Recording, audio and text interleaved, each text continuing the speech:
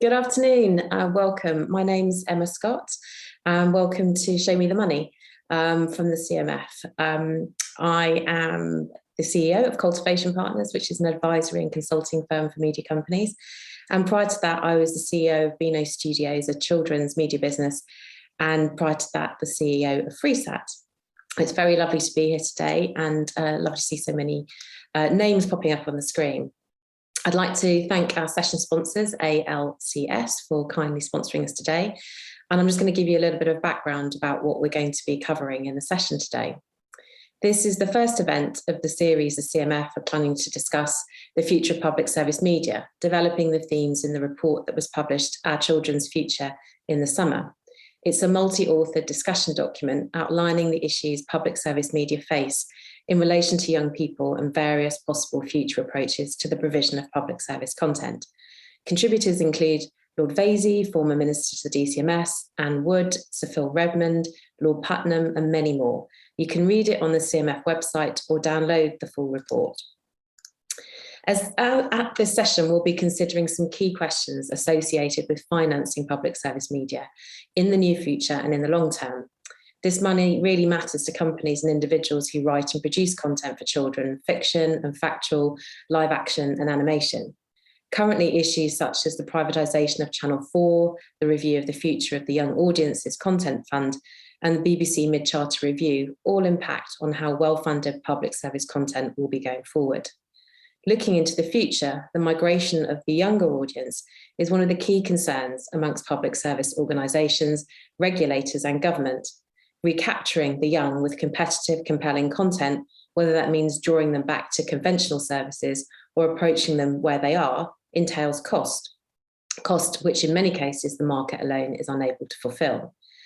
If we can't rely solely on what's raised for our current funding mechanisms, do we consider alternative or additional means of support, such as lottery funding or levies? And with the proliferation of platforms and methods of accessing content, has the time come for more radical thinking about how content is paid for in the long term? So I want to give a rundown of the speakers that we've got today, and then we'll go one by one and we'll have a panel discussion, and we've got asked questions as well. So we have Kate Biggs, Director of Broadcast and Online Media, online group from Ofcom, speaking first. Kate can't take part in the panel, but she's going to be listening on as we talk. We have Paul Nahar-Biswas, who's the Managing Director of Moderator, a media consulting company. John McVeigh, OBE, who's the Chief Executive of PACT, and Tom van Waveren, the CEO of Hook, Line and Sinker, who's also the Vice Chair for Animation in Europe. So I'd like to start by showing you that there is a Q&A function down the bottom, or there's the arrow down there.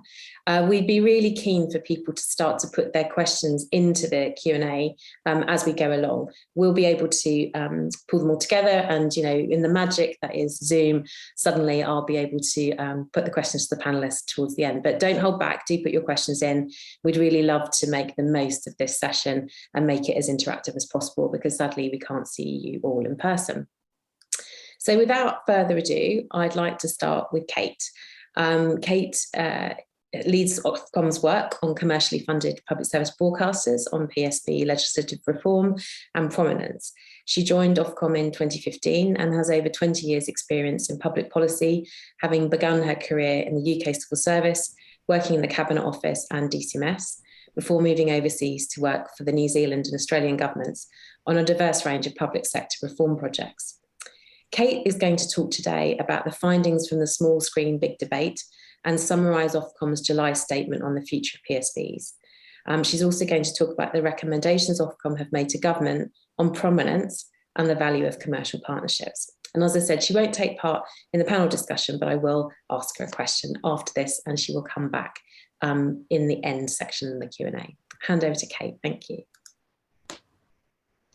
Thanks so much, Emma.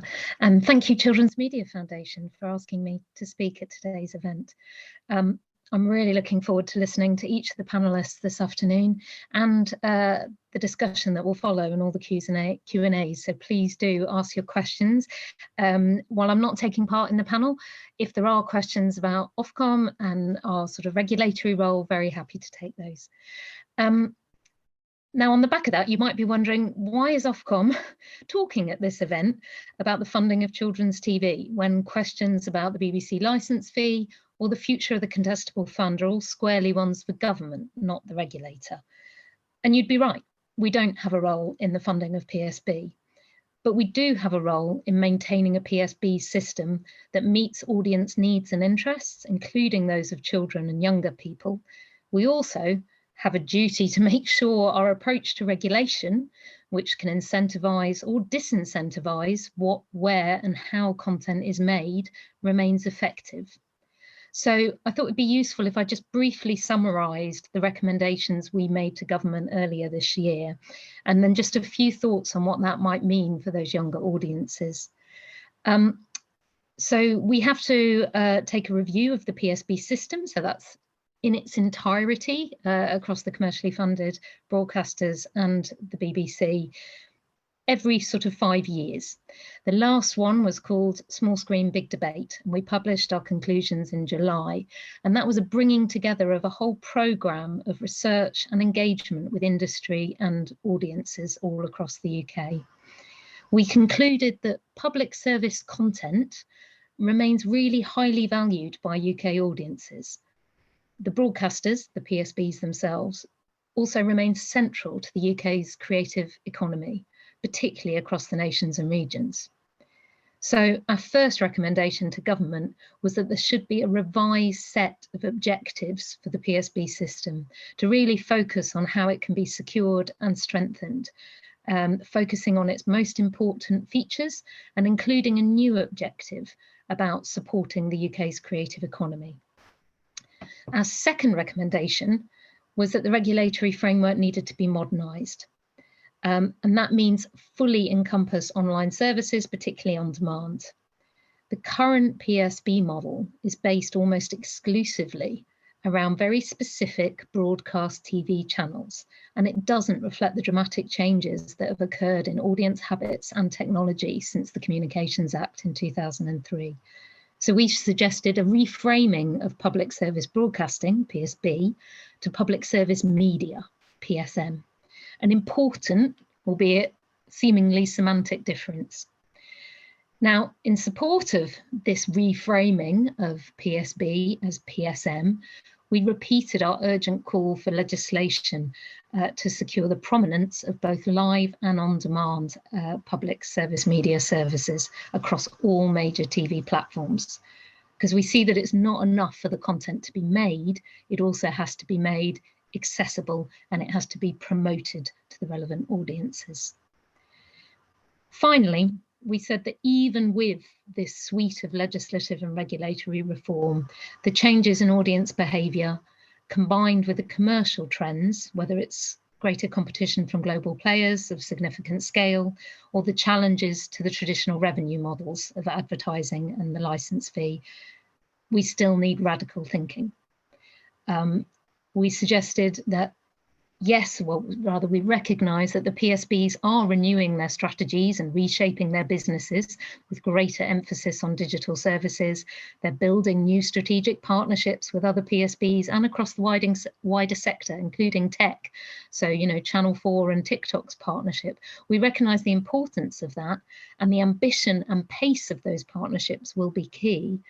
But we also suggested that government look at how new complementary providers or provision could boost the resilience and long-term sustainability of the system.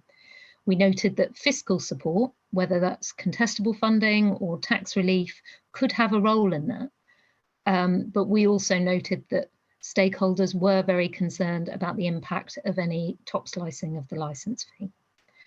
So what does all that mean for children and young audiences? We think were the legislative and regulatory changes to take place, it would mean that younger audiences would be able to find original UK content that they value and enjoy on the services they use. It should mean that a successful and diverse children's production industry remains an important foundation for the PSM system in the UK.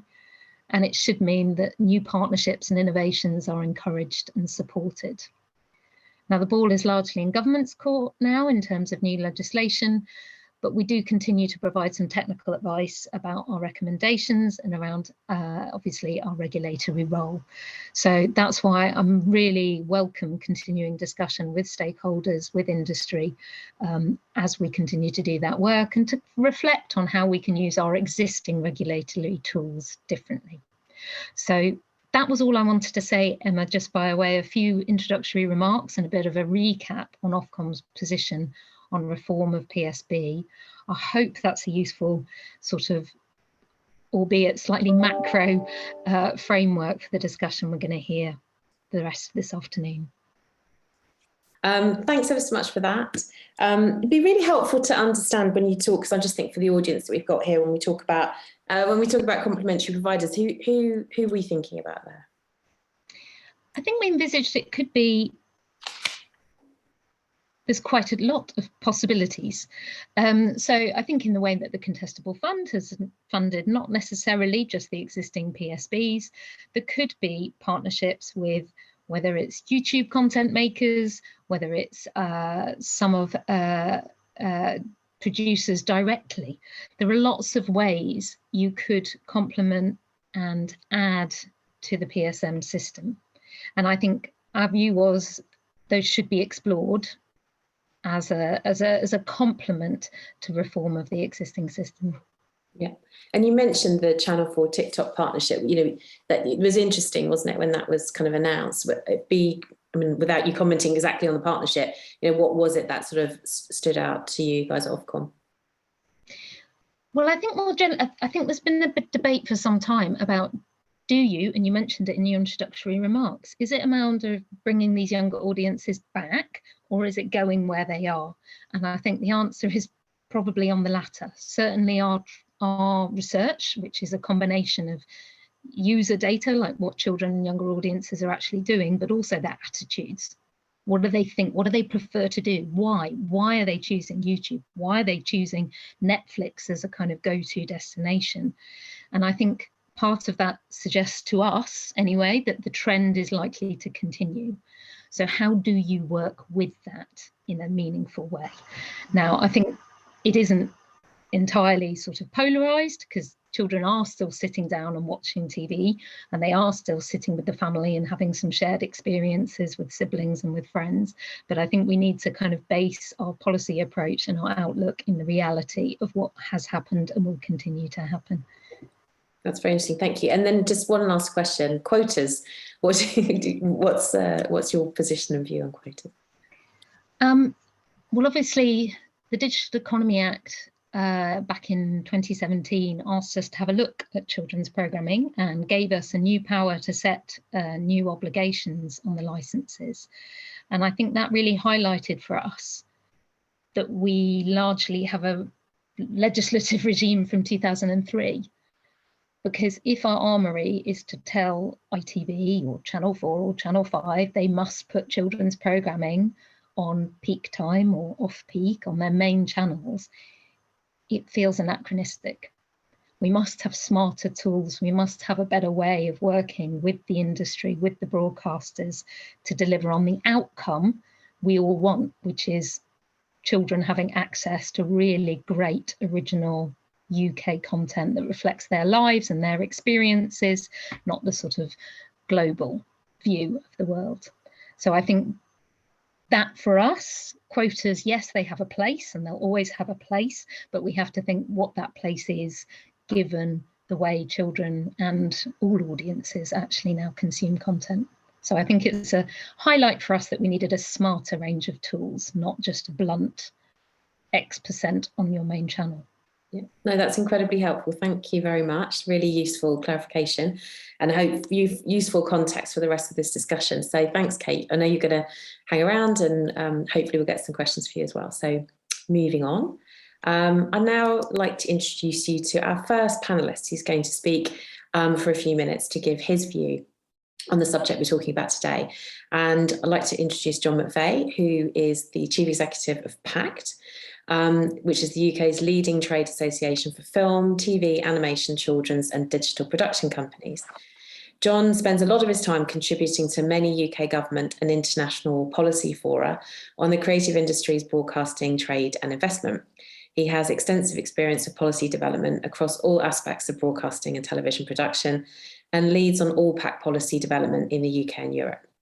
At PACT, John led the successful campaign that resulted in changes to the 2003 Communications Act, which resulted in the UK having the world's most creative and commercially successful independent production sector. So I'd like to hand over to John and looking forward to what you've got to say. Thank you.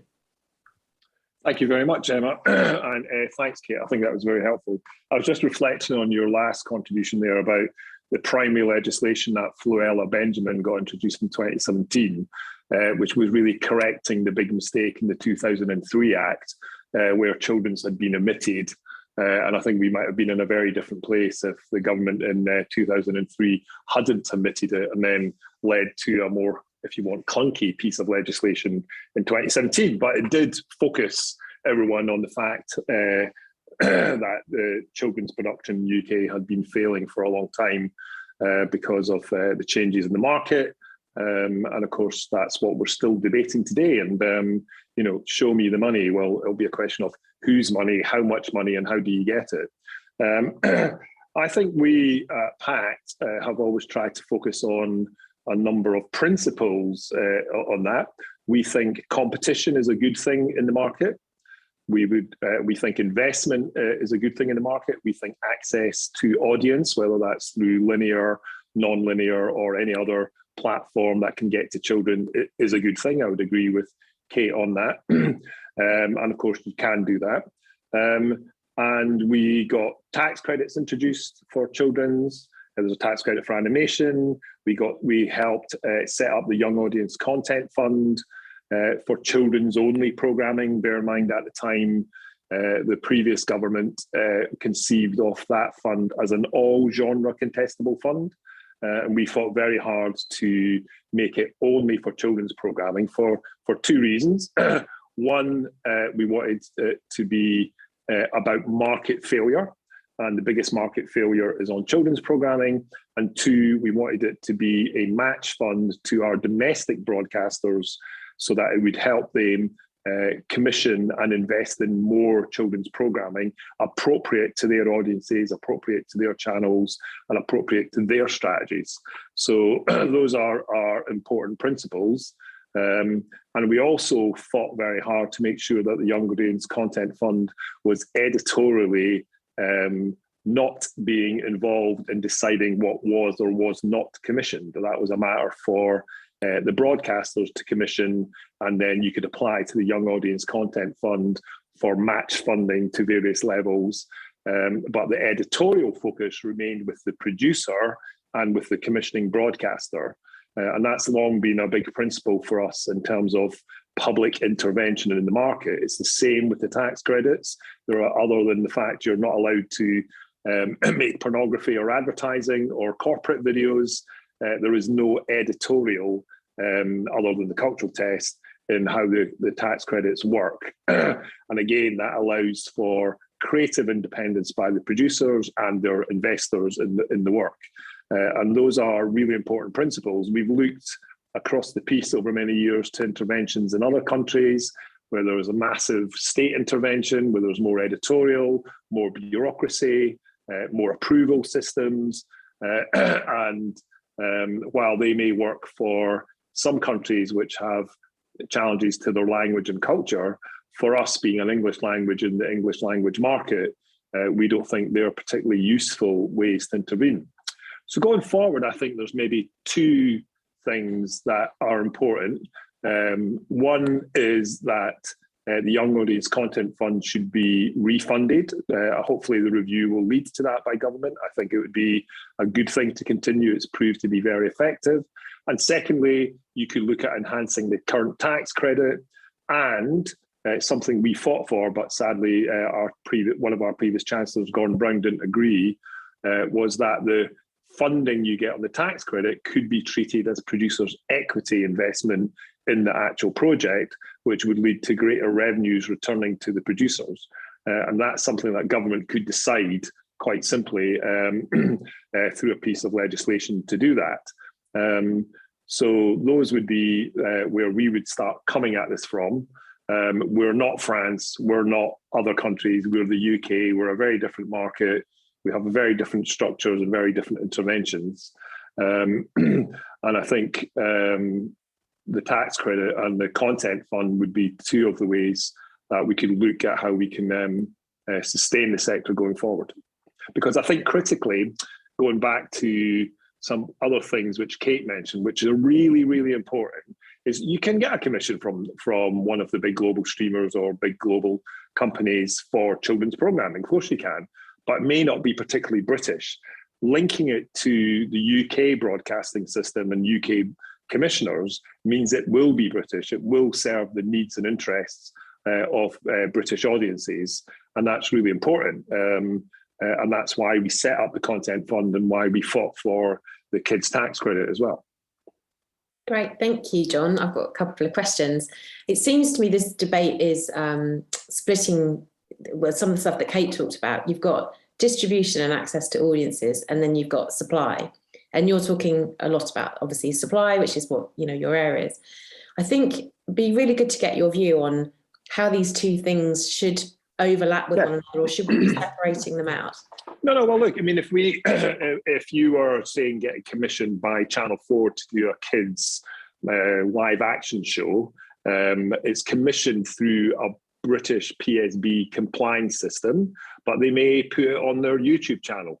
They may put it on all four. That's cool. That's going to go to where maybe the audience is. But I think one of the things when we were designing the Young Audience Content Fund, where government was thinking about, well, maybe this is money that could go to everyone, we were saying, yeah, but you've got a real problem. This is kids programming. Broadcasters have to comply with Ofcom rules. We have very high editorial standards, and that's a good thing. That means parents and children can trust that content has been made to the highest editorial standard. If you just give it to someone on YouTube, what's the compliance? Is it you know what I mean? That's a big problem. If you're going to take public money, or you're going to take someone else's money and put it somewhere else, you need to make sure it's actually doing what we want it to do, and it's to the highest possible standard. And I think that's a really important principle. It's also what distinguishes, it's interesting, over the past 15 years, where British sort of PSB values have taken over the world. Our content is seen as high quality, has integrity. Those are values that global audiences like. And I think it's important that we support that system, and that means supporting, even if they've not been a supporter for children's historically, it means trying to support our PSBs to do it as well, because together that's the way we generate high quality, engaging programming for our young audiences. But it's also potentially how we lead to good exports and secondary revenues as well, because people will want to see that content. Thank you. And you talked about the YAC, and clearly, you were part of the people setting it up, kind of influencing. How do you think it should be funded? Let's look further out. We can keep asking government for money or top-slicing the licence fee. Where should that? Yeah, well, robbing Peter to pay Paul is a reductive. I'm much more interested in additionality. And bear in mind, the money for the Young Audience Content Fund came from an underspend on a top slice of the BBC. So it was lying around the Treasury, and the DCMS grabbed it, and then we made the case for it to go to children's content. But I think that case is well made, and I think it's something that should come from lottery funding or general taxation as an investment into, but driven by market needs and commissioning, not as some sort of subsidy fund where in many countries you truck up, you say, "Hi, I'm a producer, give me money." I don't think that's right and proper, or a good reward to the taxpayer. I think the taxpayer gets a return. They get content for the children, they get content for the families. It creates jobs, it creates exports. I think there is a return for the taxpayer, and I'm more interested in making those arguments to government, because I think they're valid arguments. I think they've got real merit and purpose to government, that this is something that you need as a social good, but also as an economic driver, and it does support and enhance the opportunities for our PSBs going forward and for our creative community. So I think for me, that case, and if you couple that with some enhancements to the tax credit, you might get a multiple effect on that. So I think that's probably a more direct way to argue with this current government rather than for much more market interventions. Yeah, I love this idea that there's sort of money floating on the floor of the Treasury that hasn't been spent. That's a bit like Mark Thompson talking about the jacuzzis of cash way back, isn't it? Well, you say, I mean, if you look at the tax credits, I mean, the tax credits have had a massive multiple benefit to the UK economy. It's an 8 times multiple on the tax credits.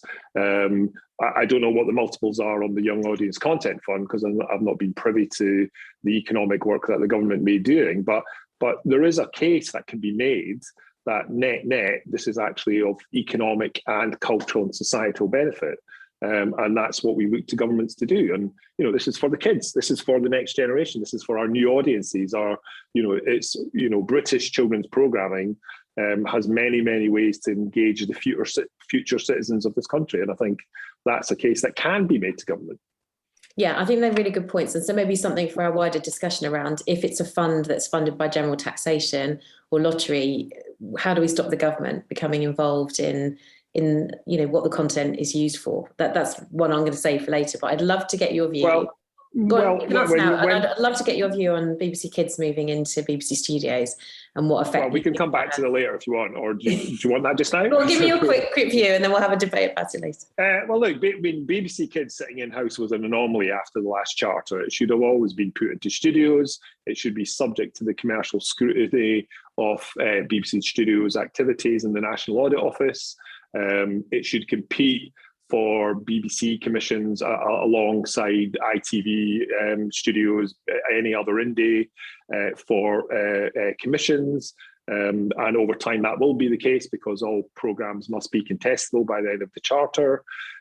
If they're able to go and win a commission from someone else globally, then that's the price for them being in a commercial subsidiary. The question then comes is, do they have any other implicit or explicit advantages because of their ownership than anyone else would have in the market? And that's something we are constantly speaking to Ofcom and the National Audit and government about, because we want to make sure that there's a level playing field and that's as open and fair as possible. Good, thank you very much. That was really helpful, really interesting context. We're going to come back to you, John, when we go into the sort of plural debate, but really appreciate those comments and thanks very much.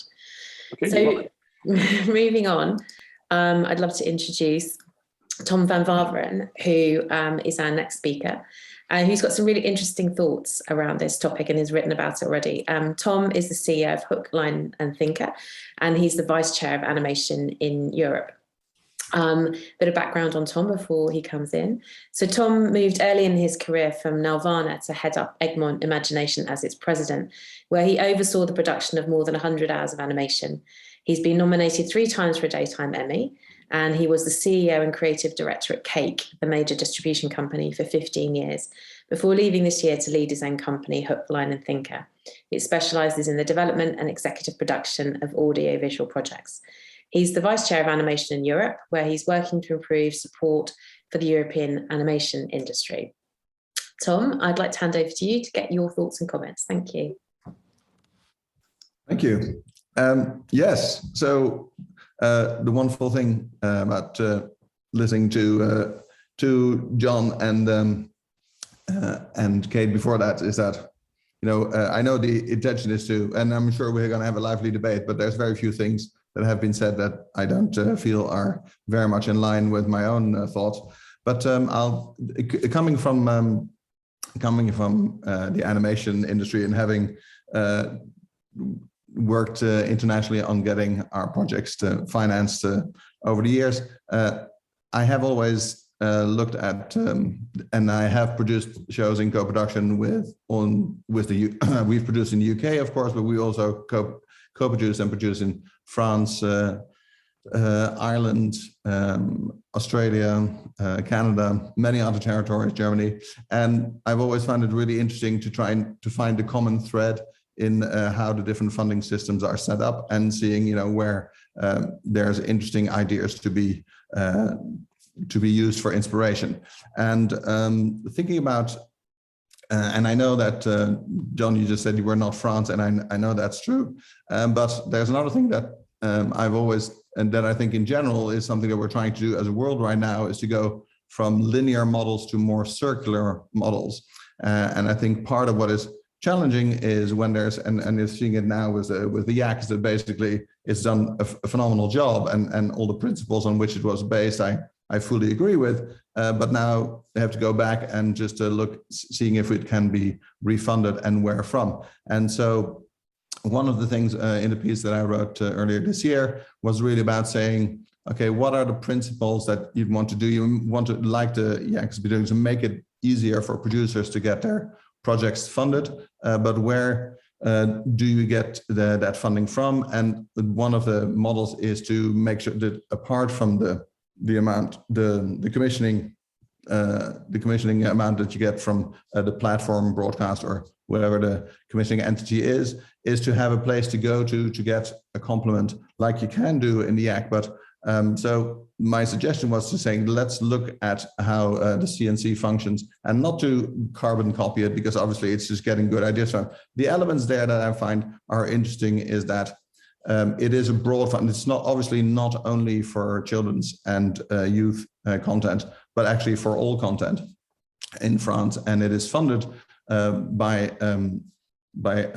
all audiovisual platforms contributing 5% of their turnover to fund that. And what is interesting about it is it does several things. First of all, it means that if as a producer, if you get a commission, as a French producer, if you get a commission from a French network, you basically can get additional funds, which actually turn into what John was saying earlier. It would be great if it actually turns into equity for the producer. John was saying you could do that with the tax credit, but it does that in France, just the funds that you would get from CNC. Of course, if you had a similar system in the UK, you'd probably find maybe it'd be somebody like the BFI who already has an infrastructure for funding schemes that could actually manage that. But it also does something interesting, which is that in the children's and the animation space, we know that a French producer, when they get a commission for a series from a French network, they can go to the CNC and they can get effectively matching funds. That's not true for every genre, but actually as a fund, it does two things. It first of all, it looks at the market, and it actually it tries to correct market failure, and where there is not enough funding around for the children's commissions, there is actually more than enough or a lot more funds available. For instance, if you were going to get commissioned to produce a scripted drama. So what the CNC then will do is it will actually give matching funds to an animation producer, but it will just give some additional funds to a scripted drama, and therefore correcting the funding that is coming out of the market and the ability for the producer to get their content funded. And so what that does is it strengthens the position of the producer. But what is also nice is that there is an additional mechanism to that, which is that, and this is going back to wanting to reward content that is actually being found and consumed, is that a piece of content that is funded this way, it will, when it is broadcast, for every time it is actually shown and broadcast, there, anyway, just hearing myself saying this is going into a lot of detail, but it's basically the fact that successful programs are noted, and the producer of such programs then gets their own account at the CNC, which means that for further programming, it's even easier for that producer to get the funding that they need. So I think the idea is it's not necessarily, as I say, to carbon copy that system, but it's to have a combination of it's quotas and a levy, if you will, but it should be sophisticated and not blunt, as previous speakers just said. And so it doesn't mean that if you were gonna get 5% of the turnover of each of the different networks or platforms, and for instance, sorry, if you were gonna get that, you would not necessarily force channels that now don't have children's or youth content to do so, but the entity managing the funds that come from that are funded in that way could actually make that correction by making sure that the funding goes to where that content is made, and it would be earmarked a certain percentage of those funds. And I think in France, this 5 to 10%, would go to that specific area. But anyway, those are details to be filled in. I think it's really about finding that way of getting the industry to pay for a circular system. And why is that circularity important? Because if you are asked to give 5% of your turnover, that feels like a lot of money. But if you know that actually the vast majority of that is going to come back because each producer that you commission from is going to get funds out of that particular fund, what it only does is that it keeps it in the system. It's not a one-time payment that might be higher and then you have to start again. It actually means that you know that in all of the content that you commission, and particularly from independent producers, that they can go there and get a part of the funding. So it doesn't feel like you're funding other people's content. It's actually contributing to the independence and the strength of the independent production sector that is a big source of where the content would be coming from. So, and I think that in setting up such a broad system, it would benefit production at large and the industry. And I know that, of course, the British audiovisual industry is already very successful, but it would further strengthen its independence. And in a time where there's been a lot of consolidation, and the average size of the commissioning entity has only grown, it would certainly help independent producers in having that support. So that was what I was thinking. I think there is a lot of benefit from looking for a system and taking the best ideas from programs, but taking the circularity of the French model as a starting point and seeing how it can be adapted. And so the interesting thing is, once you have that system in place for the British broadcast and content platforms, linear and digital, then the next step is, and that's what's been interesting, what's been happening in Europe, and this is now being put into laws in individual countries, is the AVMS directive, which is about audiovisual funding, and particularly applying to foreign digital platforms such as Netflix, Amazon, Apple, who are, of course, have gained a substantial part of the market over the last years. And how do we get them to contribute in the same way? Well, so what's interesting is, if we continue with the French example, is that it's actually been, what's been voted into law this summer is that any platform, so it applies to all of the previously named ones, the foreign platforms equally need to they need to spend 20% of their French turnover on French content. And I won't give you, I have the detail if you're interested later, but it's interesting that once you have those rules in place for your local market, that puts you in a good starting position to then apply the same to the digital platforms and the global players that are entering our markets and becoming so important. If you don't apply it to the local market first, you won't actually be able to apply it to the other new digital players, or not so new anymore, just because there needs to be, that would put them at a disadvantage and be discriminatory towards their position in the market, which would not be allowed. So anyway, sorry, I hope I haven't drowned you in detail and perspective. The core idea is to have something circular and correcting market failure. Thanks, Tom. That's really interesting. It's really interesting to see some concrete ideas for the future, which we can all debate, pull apart, and find the benefits and the pitfalls. I think one thing that really struck me is when you talked about rewarding content that's found and consumed. I really love that idea. And I think going back to Kate's point about discovery, which, you know, my ex-Freesat gal in me is kind of all about discovery and about prominent public service content. That's a really well-made point. So I have one question, because obviously animation, which you and I both know a lot about, you know, is deficit funded. How will this idea apply to sort of broader PSC content? Well, I think at the heart of it is the fact that you have an entity that has as its remit to correct market failure. And that the market failure is that there's not sufficient funding around from the different platforms, particularly the ones obviously that are not putting it on there, don't necessarily have it in their commissioning structure. Therefore, there's no budget allocated to it. That can be compensated by taking out of effectively what are pooled resources from the industry. And that will be in that one fund.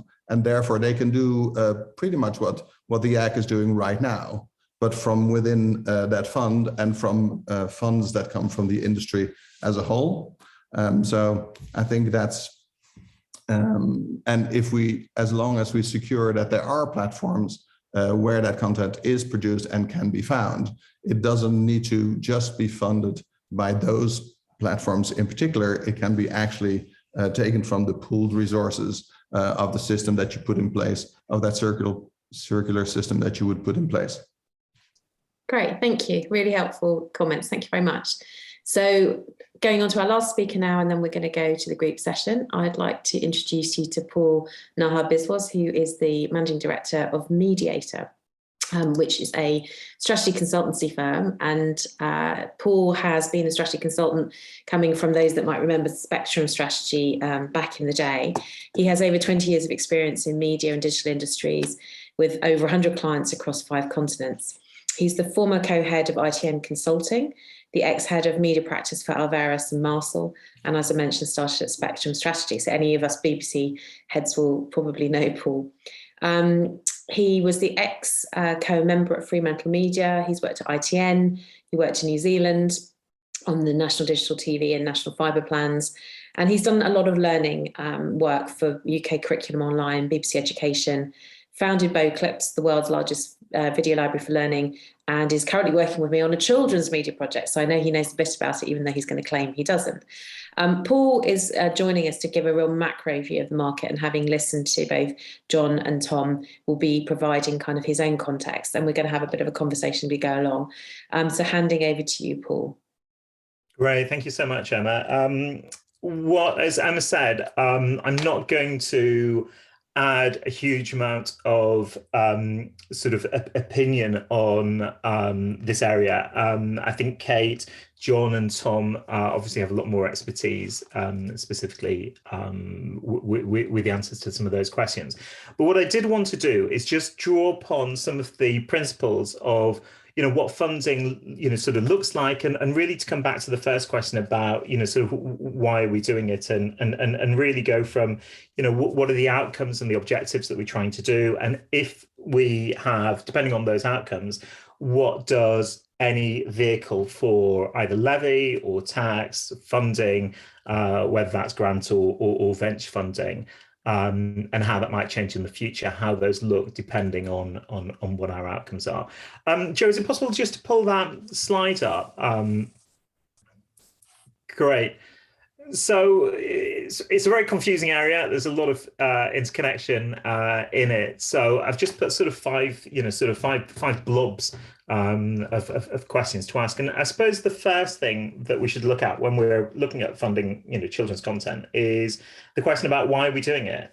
In other markets that I've worked in where we have done interventions, so places like Singapore or New Zealand or European countries or Africa, a lot of the issues come to driving social cohesion, driving values for that nation, as well as more traditional aims of education, etc. So the question I would ask here is, what are some of the outcomes that we're after? Is this about supporting amongst our children a British culture, the notion of British values? is this about inclusion? Is this about other people from a diverse range of backgrounds being able to see themselves reflected on television?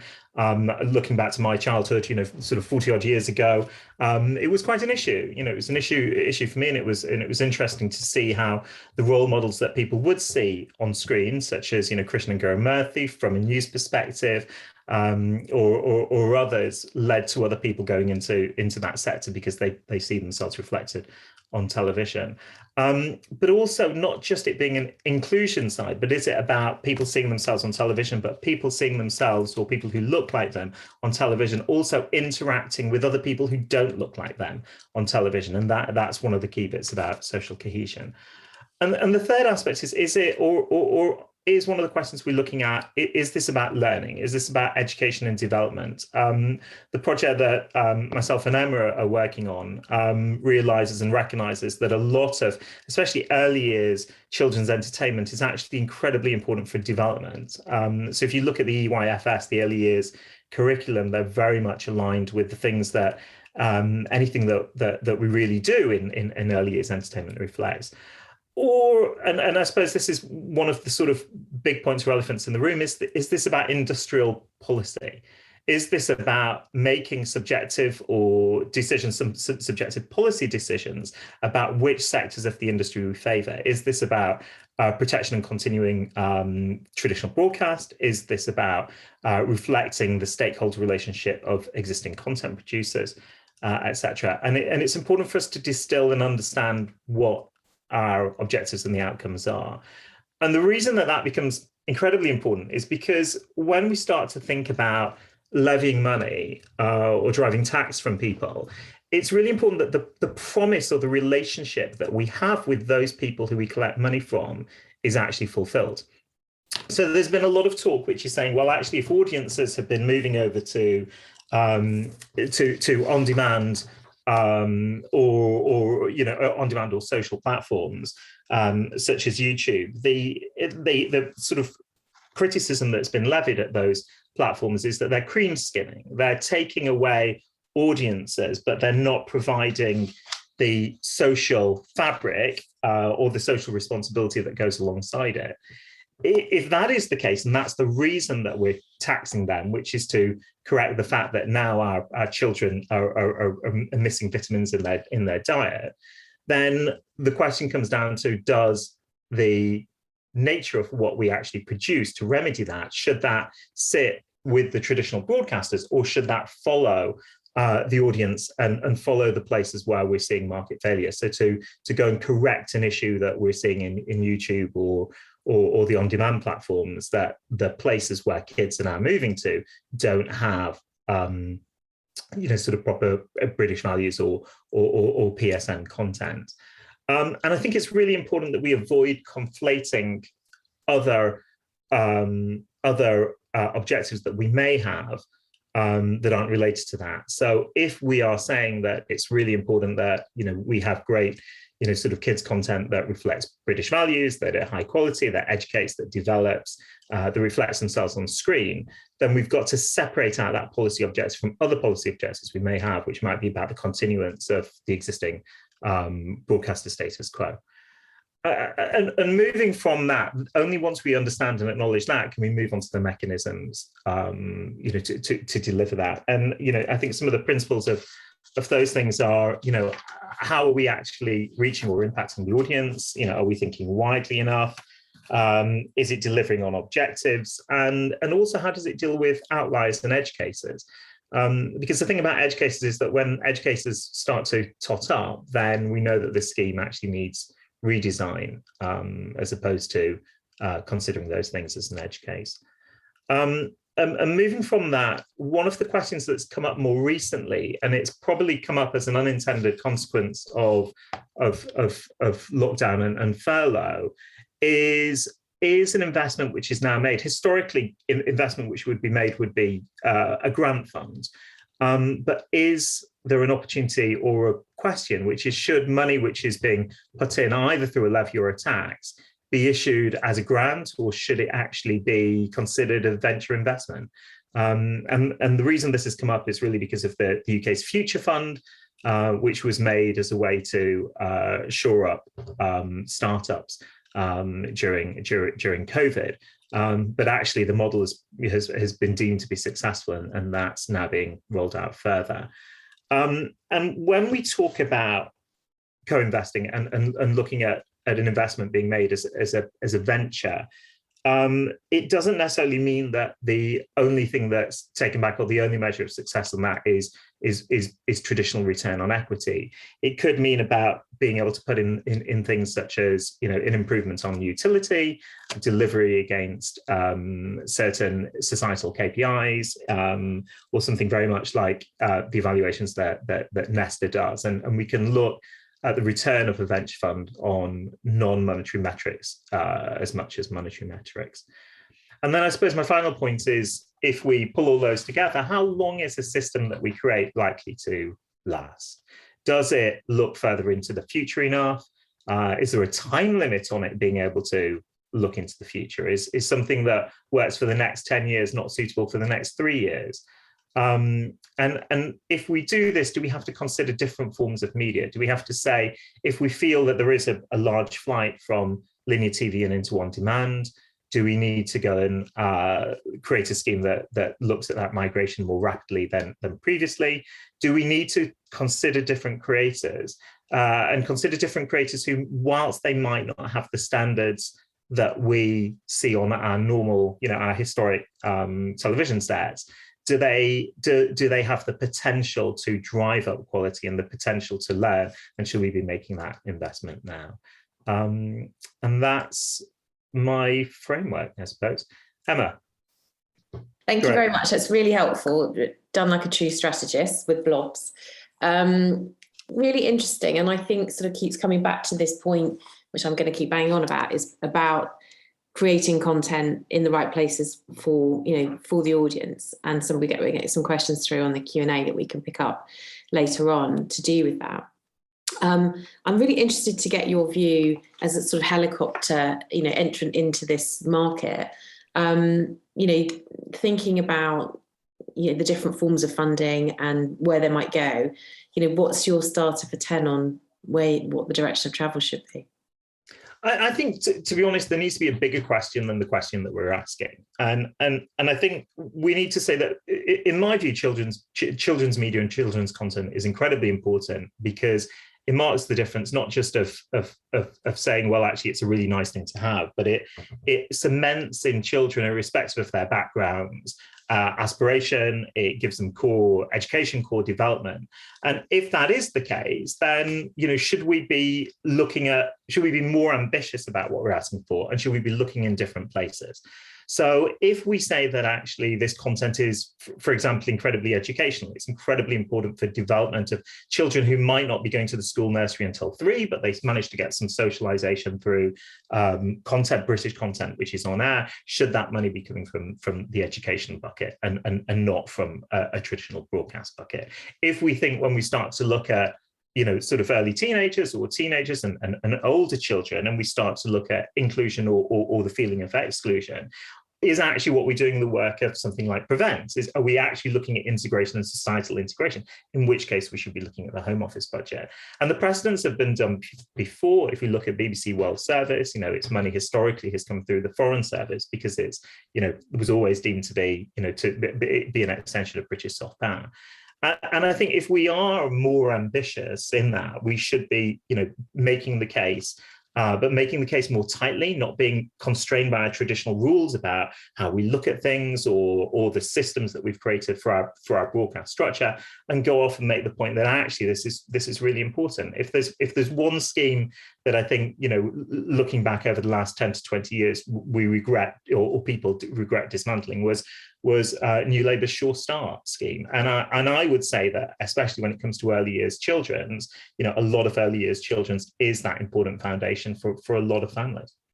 Yeah, and I think they're very interesting points, and really do hark back to what Kate was talking about at the beginning, where they've had to move the regulatory framework right on, because so much has changed in the intervening period. And it is that need to really stand back and think about what is the role of public service content, and then, you know, what is it actually doing? You know, why do all of us who know who work in children's public service media, you know, are so passionate about it? Because we know it does form the bedrock of childhood development and our interaction in sort of civil society.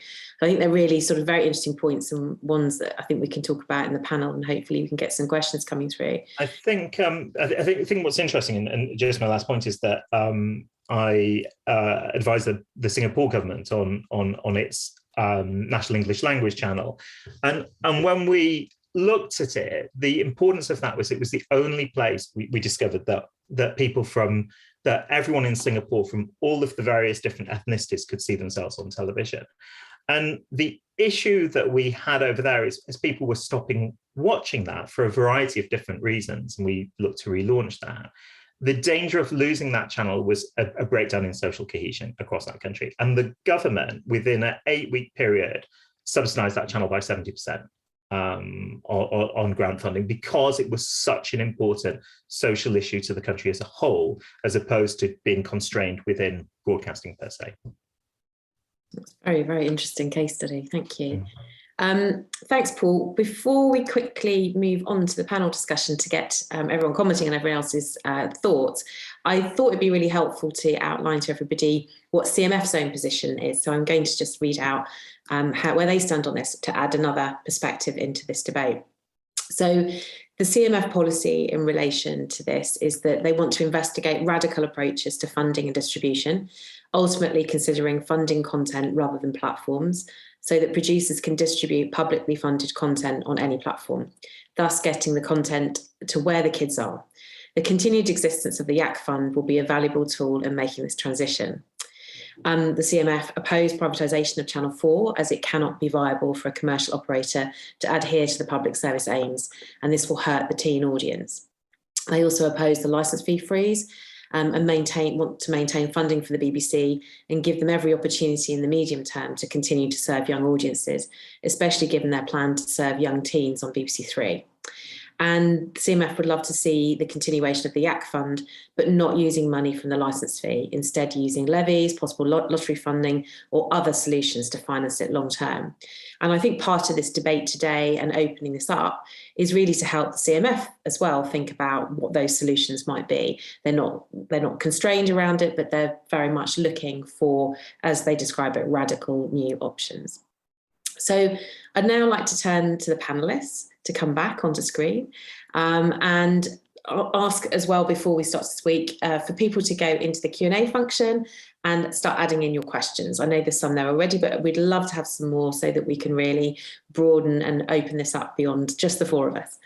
So thanks very much for doing that. So my first question is for John McVeigh. I'd love to hear your comments on Tom's proposal for a levy, and that is mutually beneficial to the provider and the content producer. What are your thoughts? Well, it sounds very complicated, and it is the CNC, and there's no appetite in the UK government over my 20 years at PACT for the government to introduce a CNC type system in the UK. So I think it's very difficult. I remember a while ago we had conversations with some of my film producer members about a levy from Netflix to finance British film. And I said, well, have any of you pitched a film there yet? And when people did, they actually got a commission. So it was a straight commission. The problem I have with levies is when they go into a fund, bear in mind that the content fund, the Yonder on this content fund, is additional funding, is what we see. And it's why my point about the tax credit is important. The tax credit is seen as subsidy. When you take levies off the payers, they will reduce your license fee accordingly. Yeah. So net for the producer, it's not additional funding. It's just the same funding you would have got if you had a straight commission. Except you've now got to go through a whole other sequence of bureaucracy and systems in order to get that funding, much like they do in Canada. And I did a piece for the Canadian government about 6 years ago looking at their funding system. I said, give the money to the broadcasters, compel them to commission independent producers, and give the producers their rights. And let a proper market develop. Why do you need the Canadian Media Fund if you just actually had more commissioning off of indies. They didn't do that, sadly. So I'm not naturally keen about big levy interventions and more bureaucracy and the BFI controlling funds. Also, it wouldn't just be for children's, it'd be for all genre probably. And that just means you're taking money off a broadcaster who takes the money off the license fee. The money goes to an administrator who top slices for admin costs, and the producers basically got to go and apply for that subsidy to end up in exactly the place they would have been if they'd been commissioned. But at least he's come up with an idea, John. We'll talk about long-term funding. Yeah, that's fine. That's fine. But I'm more inclined to Paul's point, actually. I think what Paul articulated, particularly at the end of your presentation there, about the utility and value of kids' content is politically probably a more sensible, what I was trying to say, maybe not very well, about the arguments around that are probably more profound for a political class in the UK than let's top slice Netflix. There may be other arguments there which are more important, particularly with levelling up, inclusion, educational issues, social mobility. Those are really resonant political points that can be made. And of course, you can make them about a whole range of different types of programs. But for young citizens, I think they're particularly resonant with the current administration as we see less cohesion in society, more difficulties around educational attainment. The pandemic's really impacted on that. And I think I'd be more inclined, and I'm certainly at PACT, we would put our muscle behind those arguments to government about why funding it from direct taxation or the lottery might be a better way to go than taking money off Netflix, because they might just reduce their spend to everyone else as a consequence, quite honest. And they'll be spending next year £1 billion in the UK. Thanks, John. We're going to come back to that sort of meta question in a moment, but Tom, I'd love to get your response back. Yes, I mean, it's. I think that the net reality is really not when you compare. It's not that you get the same amount of money. Or you get less money through a more complex system. Also, the system that would be proposed is actually as neutral as you said it yourself. I'm a big supporter of, like you say, just to have the editorial decision should be with the broadcaster or platform, not with any other institution. And yes, of course, there'll be some money. And I don't know if the BFI would be the right place. I think it's more than what I personally believe in, but maybe you're right. Maybe I am not British, so maybe it doesn't fit with the British psyche. What I like about it, it's the circular nature of it, and the fact that the industry itself does see the value of it itself. But maybe I'm equally open to what you're suggesting, just appealing to the importance of that particular part of it. But to find a way, I think what I have an issue with is the fact.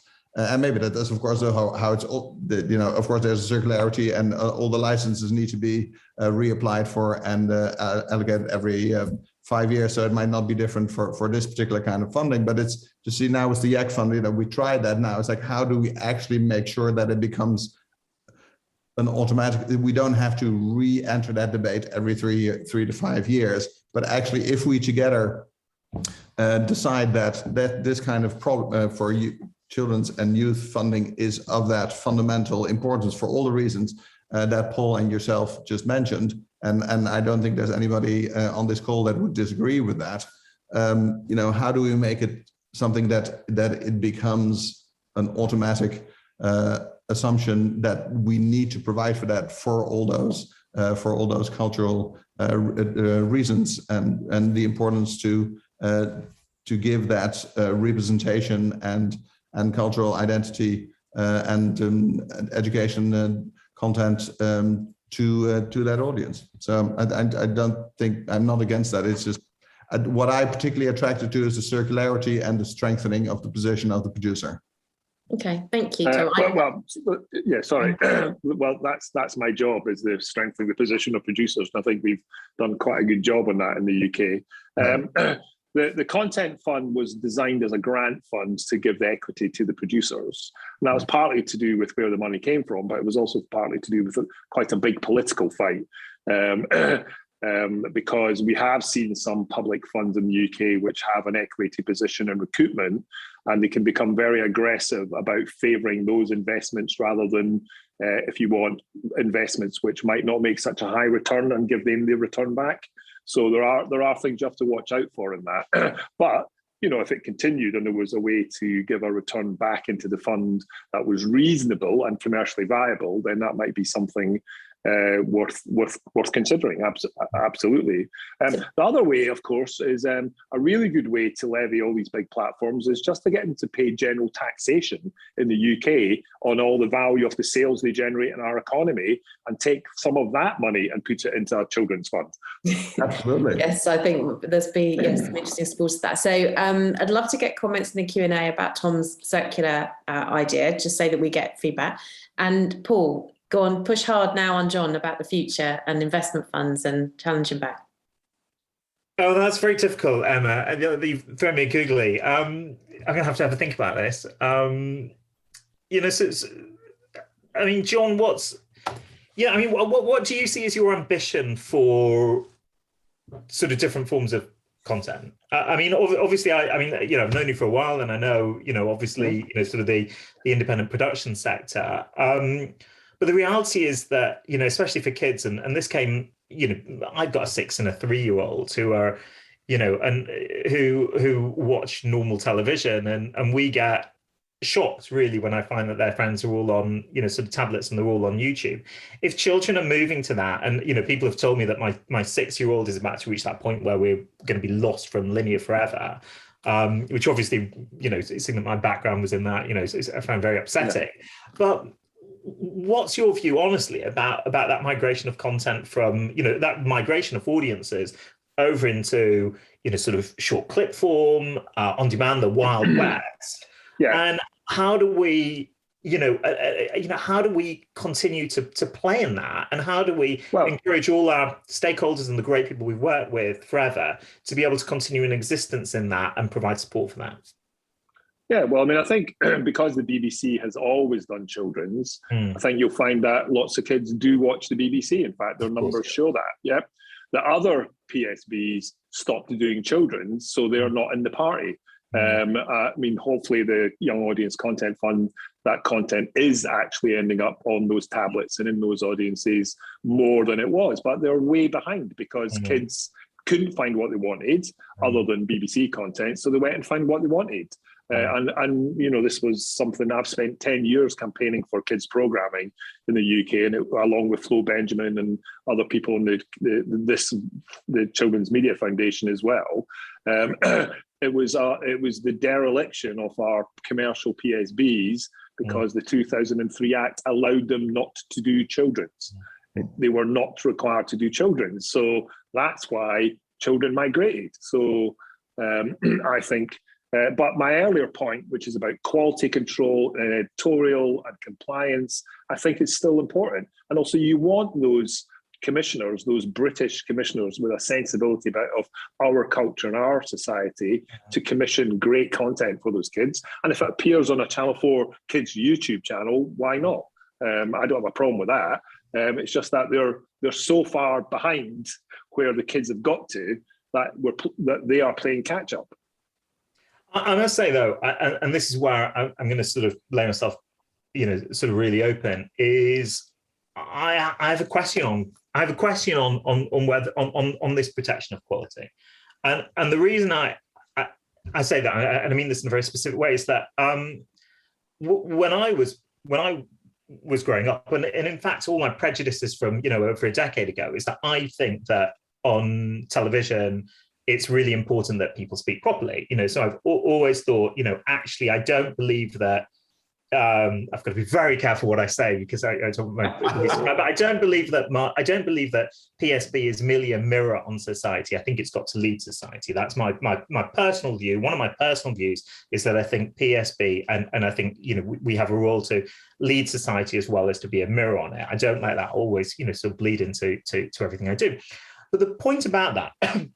when I say that, is I say, well, actually, I think everyone should speak properly. I don't think they should, people should be dropping their, H's or whatever. And actually, I was wrong. I was wrong on that, and the last as a Scotsman, we might have a problem with that. Hey, my whole family live in Scotland, so now they moved in Scotland, they moved out of England and moved up to Scotland. So, but I think I was wrong in that. And I think if we hold ourselves up to this perception of quality that we have just because we've grown up with that, and that's what we perceive with quality, and we judge on that, then we could be missing out on what young people do. I remember at ITN where, and one of my colleagues set up Newsflare, user-generated content for news. And what was really interesting at ITN is we would show for the first time a degraded capture. We would show something which was captured in Nokia N95, which was in degraded quality to what would be captured on, on a proper normal, camera, is Sony Z1 or whatever it might be. And the audiences wanted that and took that because actually it meant that rather than have footage from an incident plus 5 minutes, so T plus 5, we were getting footage from the incident as it actually happened. So people value that. But you could argue that the quality in that was lower, so we shouldn't have done that. And the reality is it's not, because we found different things that the audience values. And for young people, whether we like it or not, they're going onto YouTube and they're watching over posh, blonde, attractive people do the most ridiculous things, but they're watching that, and we don't think that's quality, so we wouldn't put that on normal television. Americans probably would, but we wouldn't. So, how do we deal with that environment? How do we deal with that compromise? How do we deal with the fact that expectations, quality means different things to different people? Well, it really does. But I think what I tend to mean by quality isn't necessarily the camera or the editor, the sort of physical side of it. I mean, the creative input, the thinking that goes into it about, I remember like Teletubbies was often in the tabloids as dumbing down and this is terrible. And yet Teletubbies was one of the most educational and highly valued children's programming that we made in the UK. And it was all done with sound child psychology backgrounds. And we'd spent a lot of time, developing, and that's what I mean by quality, the thinking that goes into it. So, you may have a dumb blonde guy doing something, but if the something is resonant and important and it's had thought in it, maybe that's perfectly possible. It just, to me, quality isn't about low res; it's more about high thinking. Yeah. Tom, have you got any sort of general comments to make on what Paul was saying, for example, about grants, versus levies and so forth? I think it's. Can I just first respond to what we were just discussing? I think what's very interesting about the definition of quality, and I think it's about relevance and representation and seeing yourself reflected on screen. And the more, and I've always worked in international context in television, and the more I do it, the more I realize that the importance of having a place where you find content that reflects your own reality.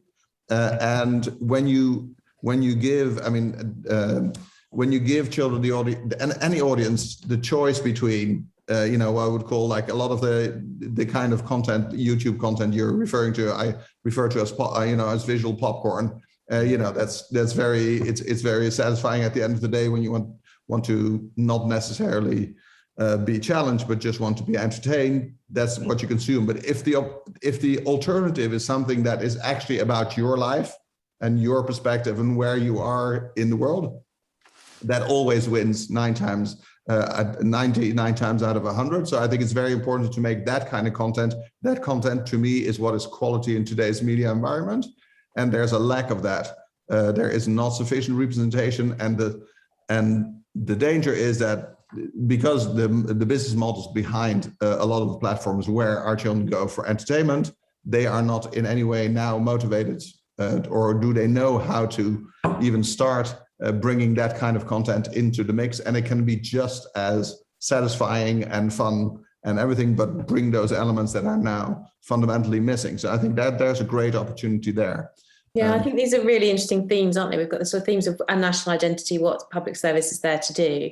And then you've got the representation, which should follow on from that, but something's missing in the mix because the audiences have gone elsewhere. And we've got an interesting debate around the type of content that public service broadcasters create for young children now.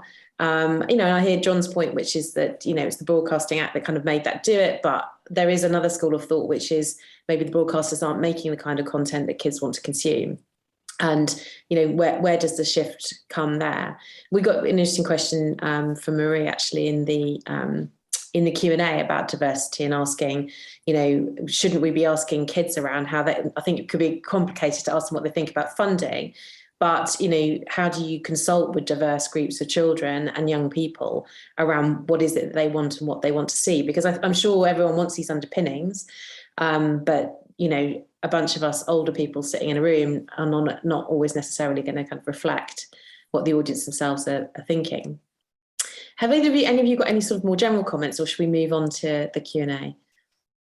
I think just on that, Emma, I'm just wondering that maybe the kids are finding on YouTube, maybe they are seeing themselves represented there as opposed to being represented on linear. If you're kid from a certain area and why kids, why young teenagers watching UK drill, on social media? You're never going to put UK drill on because it comes across a whole bunch of stuff that just doesn't feel right. But why are they going over there? And the problem is when everybody starts to identify or see better representations of themselves or what they aspire to, when they're either rebelling or forming a part of identity or looking for people who look like them or whatever, the danger is when they go into sort of social media or other platforms, the danger is that they see those representations, but they don't see those representations interacting with other representations of other people. There's a big issue, in say in certain communities, we talk about northern towns and we talk about the strife between sort of white and Asian. There's a big tension between Hindu and Muslim within those things. There's a big tension between different classes within those areas. There's a big difference between people who are perceive themselves as being homosexual versus people who are transgender, who which has a confusion about which one is. There are conflicts going on, and if we can't manage to, when we start to allow people to go into just being able to focus on a niche, they come into the echo chamber that we all talk about within news, the news echo chamber. They're getting cultural echo chambers. And that's one of the things I would say is a role for PSB. And it's something that we have to figure out. Kate Biggs, I know you're watching and listening. I'd just love to get your view from the research that you've done at Ofcom, which I know delves into this. Yeah, no, it was just there's a couple of really interesting things there. I think, yes, it's not, well, first off, we do talk to children. So we have a kind of, we have a qualitative research program. We follow the same group of kids year on year and ask them what they're doing. We keep diaries, doing interviews to get a kind of triangulated view on what they're doing with their media habits and why. And they do see themselves on these platforms. That it seems really mundane to me. It's not targeted at me, but watching another teen, they're getting home from school routine, or watching a family, and not necessarily a UK family, but they identify with the themes and the issues and the relationships. It doesn't necessarily have to be UK to see yourself, right? It can just be experiencing similar things from the same perspective. So I think our research says, yes, it's accessible as well. They don't necessarily get to control the remote control because a parent has got it, or, a grandparent, but they have got their mobile phone. So they can control what they're watching, how they watch it, and where they go. So it's the nature of the content, and it's how they consume it. And that's really attractive. But I think, and we know that, and we're just seeing that pattern, I guess, become more and more established. And we're seeing some of those behaviors at a younger and younger age. So like I say, we're sort of tracking the same group of children. They kind of drop off our study at 16, and then we recruit at the younger end again to kind of follow up. But we're seeing that kind of move down. It was a kind of, at 11 years, you get your first smartphones when you go to secondary school. Now it's 9, so we're seeing that change. But I guess I just wanted to reflect a bit more on what Paul said about, well, what does that mean about the echo chamber? Because those platforms are designed to serve you more and more of what you like. They're not designed to serve you something that might surprise you or might test you or might, and the PSBs are tasked with doing that. The PSBs are tasked with, you like drama, you might not realize it, but like a drama like Mangrove, which is, very based in London, very based in a period in time and about race relations. Actually, even if you live in the Outer Hebrides, this might speak to you, and we're going to put it on primetime TV. We're going to make it attractive. We're going to trail it. We're going to market it. We're going to make sure you're aware of it. And it's going to bring in an audience from all across the UK, whether that particular point in history speaks to you or not. We're going to tell that story and make it compelling and make it relevant. And I think that is fundamentally a different drive than you have on some of these platforms. So how do you bring the two together, I suppose? And that's where those partnerships really, really matter. And I think, it's a shame no one from YouTube's here, because I think they are doing some positive work. They are reaching out to the broadcasters, as our TikTok, as our Snapchat. There is a way you can get, whether it's ITN's news designed for teens, ITVs, sorry, I should say, out on the other platforms. There are good examples, but are there enough? And is it happening fast enough? And what could we do to incentivize that and better establish it? So yeah, I'm still reflecting a bit on what's been a really helpful debate. Good, thanks, Kate. That's brilliant. Thanks for jumping in. So we're just going to take a couple of questions from the Q&A pop-up. First from Tom Chivers, who is from Cardiff University, who says, thanks for a great panel. My question to everyone is, what are your views on the government's proposals for legislating around distinctly British content in the PSB review, and whether this might disincentivise producers who work on innovate, risk-take in children's content that hits PSM goals while aiming at international? Tom. It's interesting because I think it's also something Gabe alluded to, because what happens just on a national level also happens internationally.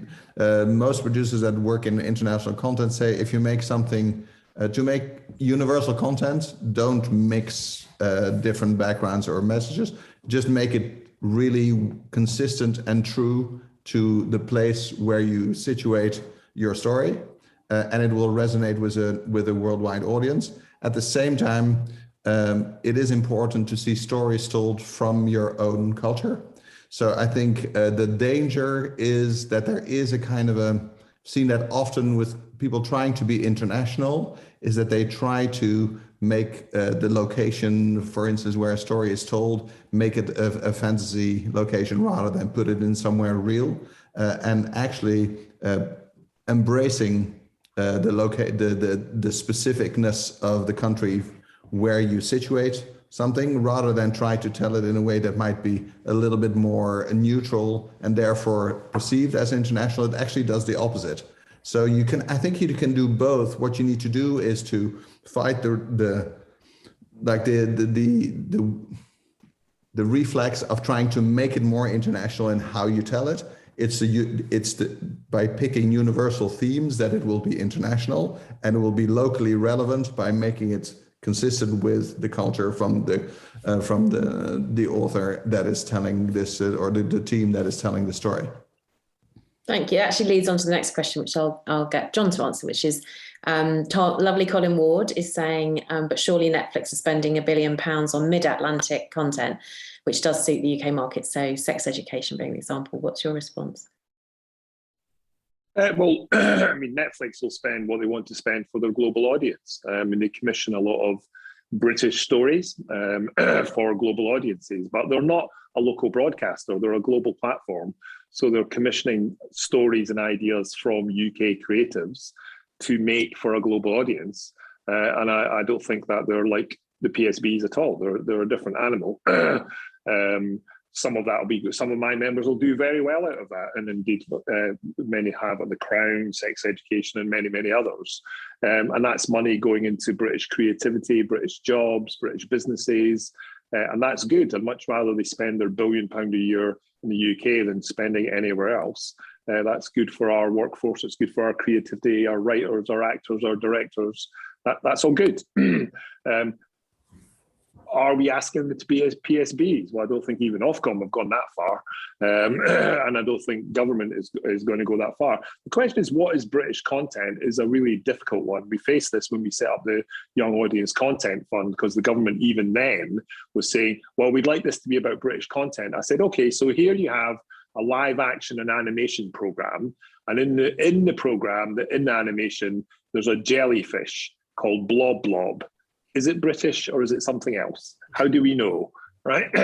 It could be made here, it could be written here, it could be voiced over here, it could be acted here, it could be shot here. Is that British or is that a sci-fi? It's a kid's sci-fi. Is that British? Where, you know what I mean? It becomes even John Whittingdale in his speech at RTS, when he had to give Oliver Dowden's speech, where this was included in the speech, as an aside said, I have no idea what this means. So it may be an aspiration, but I think it's a dangerous road to go down. I think we want to be creatives. We want to explore brilliant stories, and to Tom's point, brilliant stories coming from us, from our rooted reality of who we are, but not limit our imagination or creativity. Thank you. Right, we've got 2 minutes left, and we're telling people we've got to finish on time. So I just want a quick response from each of you to Greg Charles' final question, which is, John seems to be relying heavily on the traditional PSBs and occasional forays into social media to deliver PSB content to the young, but the young have already left, the ship has sailed. Should we not be giving more future-focused thinking towards funding content that can find its way onto any platform where kids are? Paul, yes or no? Yes, and we need to look at how much money we spend on promoting or marketing or signposting that content. Tom? The most PSB natured programming that I've made over the last 5 years has been for international digital platforms. They're known for their big flashy commercials up, but most of them actually have quite a broad offering, which includes programming that the BBC would be proud of. So let's not try and let's be aware that they offer a lot, but they actually, and same thing as what Kate was saying about YouTube, you know, they are doing interesting things already, all these platforms that we don't necessarily put in that corner. So let's find interesting ways to get people to work together more, because right now that is actually one of the big challenges, getting the platforms. It's starting to happen, but it could happen a lot more. Great. John, 10, 20 seconds, max. Well, I think if you get British taxpayers' money and give it to YouTube, and don't support the PSBs, then game over ultimately. I think the PSBs just won't bother then, and I think that'd be a shame. I think that'd be a further demise of the PSB system in the UK. Thank you. Well, just thanks to all the panellists, and a second big thanks to AELCS, the session sponsor. I'd like to thank Alison Stewart, the producer, Greg Charles and Joe Charles for executing and managing the session. Recording of the session will be put up as a new contribution to the Public Service Report on the CMF website. Very many thanks to everyone for coming along. We really appreciate it, and have a lovely evening. Thank you.